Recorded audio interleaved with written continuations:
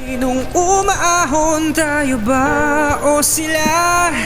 Mga ngiti nila habang nakalubog ka pa sa napuntang bulsa. Pinaghirapan kong mga barya, minumulto na ng mga pangako nyo.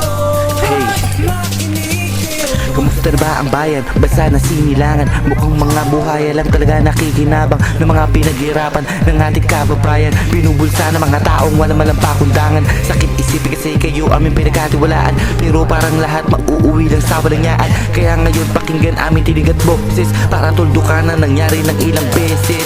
Bukas na ang saradong utak ng Pilipino, kaya paikutin pa kami, masasabi ko hindi no.